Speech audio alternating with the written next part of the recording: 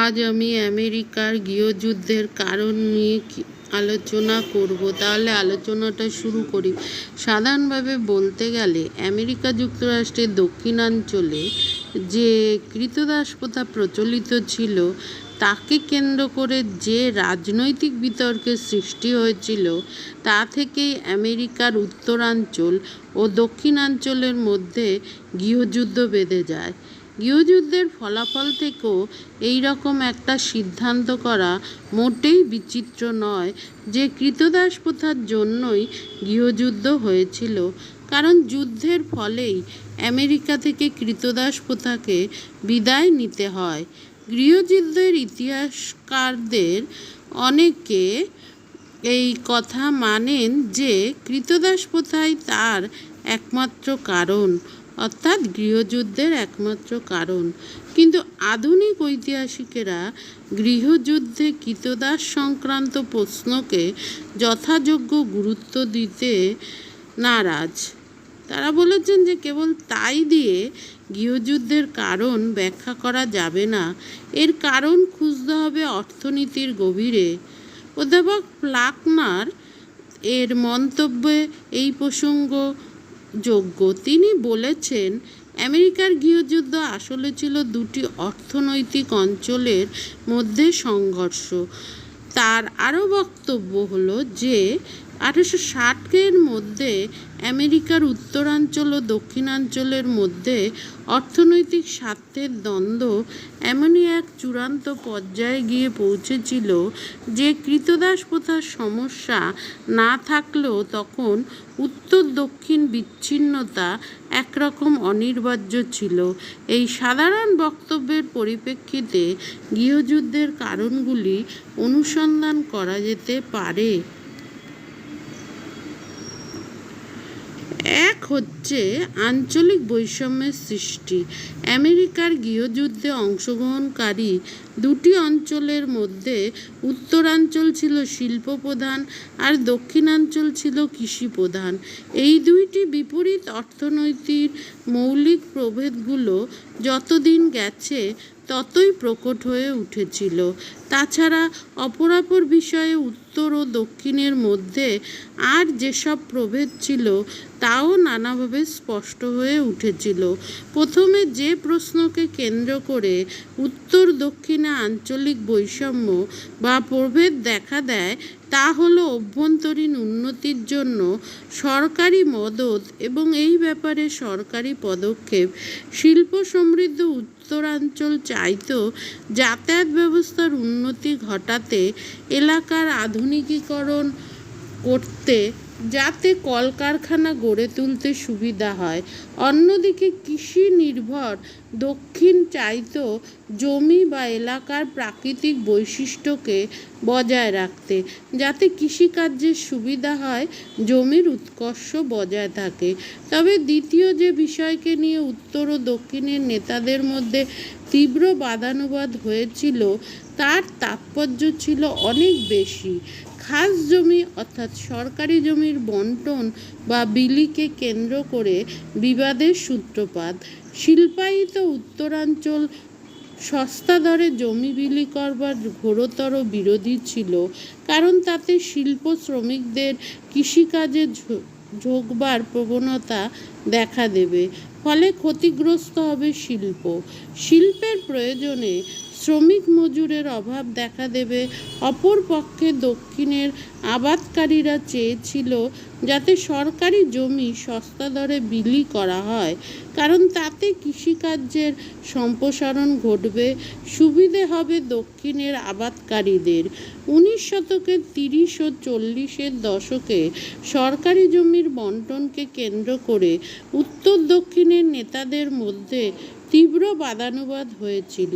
প্রসঙ্গত উল্লেখ্য, এই সময়েই দক্ষিণ ক্যারোলাইনার রবার্ট হেনি তার বিখ্যাত নাকচ করবার নীতি বা ডক্ট্রিন অফ নালিফিকেশন প্রচার করেছিলেন। নাকচ করবার নীতির মূল বক্তব্য ছিল যে আমেরিকার যুক্তরাষ্ট্রীয় সরকার যদি এমন কোনো আইন প্রবর্তন করে যা কোনো রাজ্যের পক্ষে অনভিপ্রেত তাহলে সেই রাজ্য নাকচ করবার আইন প্রয়োগ করে তাকে কার্যকর হওয়া থেকে বিরত রাখতে পারে। দক্ষিণ ক্যারোলাইনার রবার্ট হোনি ছিলেন এর প্রবক্তা এবং দক্ষিণাঞ্চলের এই দক্ষিণ ক্যারোলাইনা রাজ্যে নাকচ করবার নীতি যথেষ্ট জনপ্রিয়তা অর্জন করেছিল। যাই হোক, অপর যে বিষয়কে কেন্দ্র করে উত্তরাঞ্চল ও দক্ষিণাঞ্চলের মধ্যে প্রভেদ বা বৈষম্য দেখা দিয়েছিল তা ছিল শুল্ক। শুল্ক প্রশ্ন বা শুল্ক সংক্রান্ত সমস্যা ছিল এই রকম: পৃথিবীর সবকটি উন্নয়নশীল দেশই নিজ নিজ শিল্পকে বাঁচাবার বা শিল্পের সংরক্ষণের জন্য উঁচু হারে আমদানি শুল্ক চাপিয়ে থাকে। বিদেশি পণ্যের প্রতিযোগিতা থেকে দেশীয় শিল্পকে বাঁচাতেই এই ব্যবস্থা নেওয়া হয়।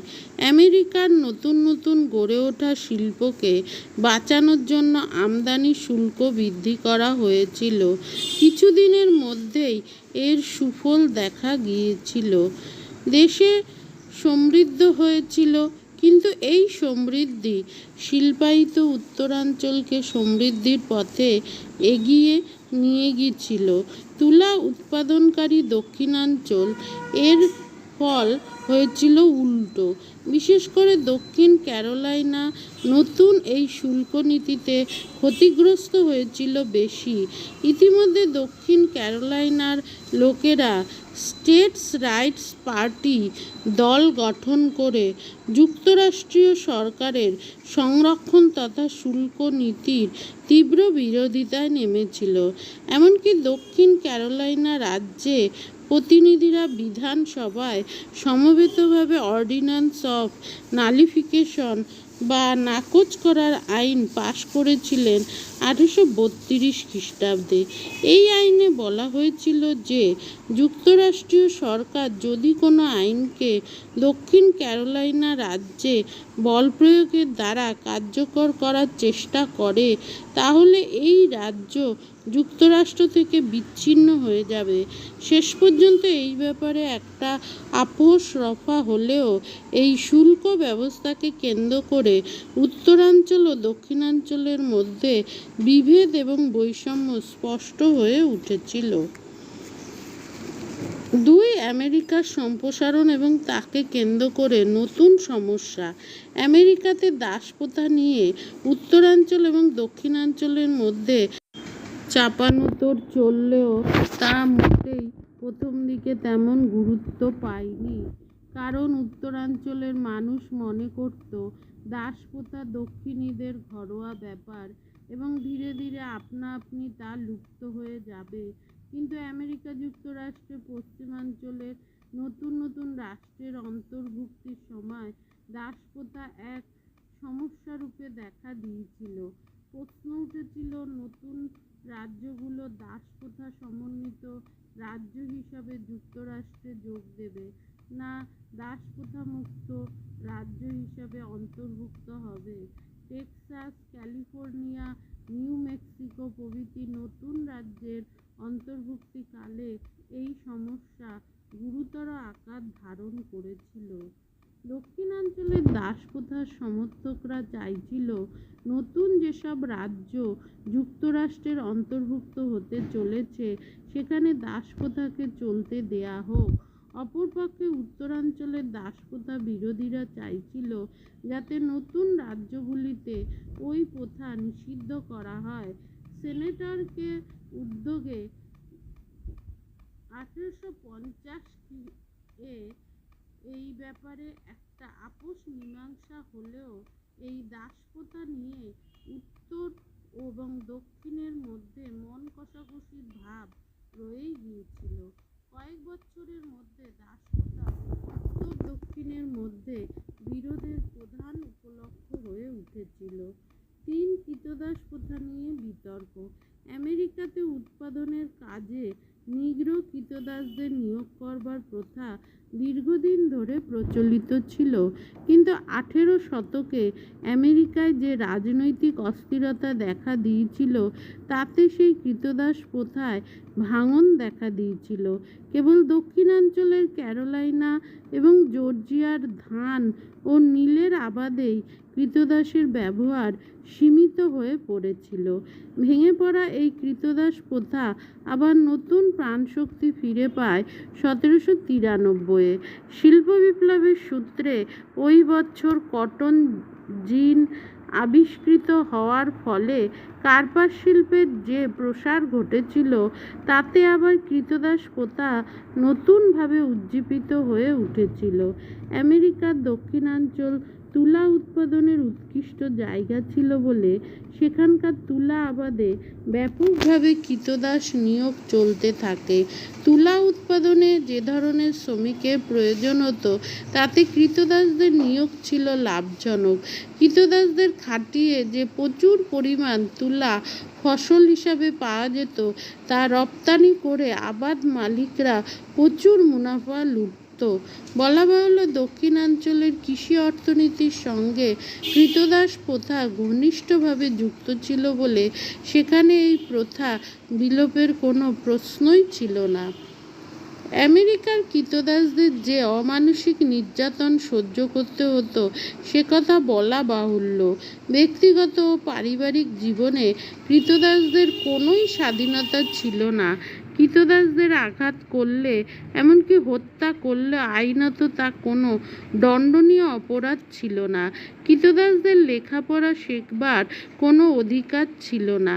বাইবেল পড়বার চেষ্টা করলে তাদের সাজা পেতে হতো। অল্প কথায় বলতে গেলে কৃতদাসরা ছিল দাস মালিকদের অনেকটা অস্থাবর সম্পত্তির মতো। দাস মালিকদের মধ্যে এমন কিছু পরিবার অবশ্য ছিল যারা নিগ্রো কৃতদাসদের সঙ্গে ভালো ব্যবহার করত, কিন্তু তার সংখ্যা ছিল খুবই নগণ্য। যাই হোক, এই দাসপ্রথাকে কেন্দ্র করে উত্তরাঞ্চল এবং দক্ষিণাঞ্চলের মানুষের মধ্যে মতভেদ তীব্রতর হয়ে ওঠে। উত্তরাঞ্চলের মানুষরা চাইত কৃতদাস ব্যবহারের ঘৃণ্য প্রথা দেশ থেকে উচ্ছেদ করা হোক। অর্থলোভে একদল মানুষ অপর এক দলকে কৃতদাস হিসাবে ব্যবহার করবে, উত্তরাঞ্চলের মানুষের কাছে তা এক সামাজিক অন্যায় বলে মনে হয়েছিল। অপরপক্ষে দক্ষিণাঞ্চলের ব্যবসায়ী ও রাজনৈতিক নেতারা দাসপ্রথার অস্তিত্বে লজ্জিত বোধ করার পরিবর্তে ক্রমে এই প্রথার উগ্র সমর্থক হয়ে উঠেছিল। তারা বলতে লাগলো যে দাসপ্রথার দ্বারা নিগ্রোদের অনেক উপকার হবে। দাসপ্রথার সমর্থনে তারা প্রচার পর্যন্ত করতে শুরু করেছিল যে উত্তরাঞ্চলের মজুরি প্রথা, অর্থাৎ শ্রমিকদের কাজের পরিবর্তে যে মজুরি দেওয়া হয়, তার চেয়ে দাস প্রথা অনেক মানবিক। পরবর্তী কারণ হচ্ছে গৃহযুদ্ধের সাহিত্যিক প্রেরণা। আমেরিকার গৃহযুদ্ধের সাহিত্যিকদের প্রেরণা নতুন করে তাদের ইন্ধন জুগিয়েছিল। 19 শতকের 30-এর দশক থেকে আমেরিকাতে সাহিত্যের মাধ্যমে মানবতাবাদী চেতনার জাগরণ দেখা দিয়েছিল। তখনকার অনেক কবি সাহিত্যিক সাহিত্য সৃষ্টিতে যেমন পারদর্শিতা দেখিয়েছিলেন, তেমনি তাদের অনেকে আবার মানবতাবাদী রাজনৈতিক সংগ্রামেও সক্রিয় অংশগ্রহণ করেছিলেন। এই প্রসঙ্গে কবি হুইটিয়ারের নাম সর্বাগ্রে উল্লেখযোগ্য। 1842-এ তিনি তার বিখ্যাত পোয়েমস অন স্লেভারি বা দাসপ্রথা সংক্রান্ত কবিতাগুচ্ছ রচনা করে স্মরণীয় হয়ে আছেন। প্রসঙ্গত উল্লেখ্য, হুইটিয়ারকে দাসপ্রথা বিরোধী আন্দোলনের চারণ কবি বলা হয়ে থাকে। তবে জনৈক লেখিকা হ্যারিয়েট বিচার স্টোর আঙ্কেল টমস কেবিন বা টম কাকার কুটির আমেরিকার দাসবিরোধী আন্দোলনকে এক ঝড়ে পরিণত করেছিল। আঙ্কেল টম নামে একজন দাস শ্রমিকের মৃত্যুর ঘটনাকে কেন্দ্র করে রচিত টম কাকার কুটির গ্রন্থে বিচার স্টো কৃতদাসদের আত্মকান্নাকে যেভাবে ফুটিয়ে তুলেছিলেন তা সাধারণ মানুষের মনে দাগ না কেটে পারেনি। 1852-তে এই গ্রন্থ প্রকাশিত হওয়ায় দেশ বিদেশের সর্বত্র দাস বিরোধী আন্দোলন তীব্রতর হয়ে উঠেছিল। সুতরাং আমেরিকার মানুষদের মধ্যে তখন যে নতুন চেতনা জাগ্রত হয়েছিল তার পরিপ্রেক্ষিতে আমেরিকারই এক অংশে দাসপ্রথাকে টিকিয়ে রাখা আর মোটেই সম্ভব ছিল না। এছাড়া গৃহযুদ্ধের প্রত্যক্ষ কারণ ছিল যে আমেরিকার জনমত দাসপ্রথার পক্ষে এবং বিপক্ষে এই দুই ভাগে বিভক্ত হয়ে পড়েছিল। তখন দুটি ঘটনা গৃহযুদ্ধকে অনিবার্য করেছিল। প্রথম ঘটনা হলো আমেরিকার রাষ্ট্রপতি হিসাবে আব্রাহাম লিঙ্কনের নির্বাচন। দ্বিতীয় ঘটনা দক্ষিণাঞ্চলের রাজ্যগুলির একত্রে আমেরিকা যুক্তরাষ্ট্র থেকে বিযুক্তি। 1860 সালে রাষ্ট্রপতি নির্বাচনের সময়ই দক্ষিণ এবং উত্তরাঞ্চলের বিভেদ সুস্পষ্ট রাজনৈতিক আকার ধারণ করেছিল। রিপাবলিকান দলের প্রার্থীরূপে নির্বাচনে প্রতিদ্বন্দ্বিতা করার আগে থেকেই তিনি ব্যক্তি স্বাধীনতার একজন মূর্ত প্রতীক হিসাবে আমেরিকাতে চিহ্নিত হয়েছিলেন। ব্যক্তিগতভাবে লিঙ্কন যেমন ক্রীতদাস প্রথার ঘোরতর বিরোধী ছিলেন, তেমনি রিপাবলিকান দলও ওই ব্যাপারে তার সঙ্গে সহমত পোষণ করত। বলা ভালো, দক্ষিণাঞ্চলের দাস মালিকরা আব্রাহাম লিঙ্কনের ঘোরতর শত্রু হয়ে উঠেছিল। এই পরিস্থিতিতে আব্রাহাম লিঙ্কনের ষোড়শ রাষ্ট্রপতি 1860 খ্রিস্টাব্দে হিসাবে নির্বাচন দক্ষিণীরা প্রমাদ গুনেছিল। দ্বিতীয় ঘটনা প্রথম ঘটনার ফলশ্রুতি মাত্র। এই দ্বিতীয় ঘটনা হলো আমেরিকা যুক্তরাষ্ট্র থেকে দাস অধ্যুষিত দক্ষিণী রাজ্যগুলোর বিযুক্তি। ফ্রান্সিস হুইটনি তার আমেরিকার ইতিহাসে বলেছেন, আব্রাহাম লিঙ্কন নির্বাচনে জয়ী হলে দক্ষিণী রাজ্যগুলো যে আমেরিকা যুক্তরাষ্ট্র থেকে বেরিয়ে যাবে তা আগেই বোঝা গেছিল। বিযুক্তির পথ দেখিয়েছিল দক্ষিণ ক্যারোলাইনা রাজ্যের প্রতিনিধি সভার সদস্যরা এক ঘোষণার দ্বারা নিজেদের যুক্তরাষ্ট্র থেকে বিযুক্ত বলে ঘোষণা করেছিলেন। অল্প দিনের মধ্যেই দক্ষিণের 7টি রাজ্য একে একে নিজেদের প্রতিনিধি সভা ডেকে নিজ নিজ রাজ্যের বিযুক্তির কথা ঘোষণা করেছিল। কেবল তাই নয়, দক্ষিণী এইসব রাজ্য একত্রে একটি সমবায়ও গড়ে তুলেছিল। 8ই ফেব্রুয়ারি 1861-তে দক্ষিণীরা মিলিতভাবে কনফেডারেট স্টেটস অফ আমেরিকা বা আমেরিকার রাষ্ট্র সমবায় গঠন করে। পৃথক পতাকা গ্রহণ ব্যতীত তারা নিজেদের একজন রাষ্ট্রপতিও নির্বাচিত করেছিল। তিনি ছিলেন জেফারসন ডেভিস। এইভাবে আমেরিকা যুক্তরাষ্ট্রের ঐক্য বিপন্ন হয়েছিল। যুক্তরাষ্ট্র ভেঙেই গড়ে উঠেছিল আমেরিকার রাষ্ট্র সমবায়। নির্বাচনে জয়ী আব্রাহাম লিঙ্কন 4 মার্চ যখন রাষ্ট্রপতি পদে শপথ গ্রহণ করেন বা পদ পান, তখন আমেরিকা যুক্তরাষ্ট্র ভেঙে দুটুকরো হয়ে গেছিল। কিন্তু তিনি এই বিযুক্তি মানতে অস্বীকার করেন। প্রারম্ভিক ভাষণেই তিনি দক্ষিণের রাজ্যগুলোর উদ্দেশ্যে এই মর্মে আবেদন জানিয়েছিলেন যে যাতে তারা ভাগ হয়ে না যায়। এতে বিযুক্ত 7টি রাজ্য সাড়া তো দেয়নি, বরঞ্চ দক্ষিণ ক্যারোলাইনাতে অবস্থিত সামটার দুর্গের উপর গোলাবর্ষণ শুরু করেছিল 12ই এপ্রিল 1861 খ্রিস্টাব্দে। সামটার দুর্গের উপর এই আক্রমণই গৃহযুদ্ধের সূত্রপাত ঘটায়। আজ আসি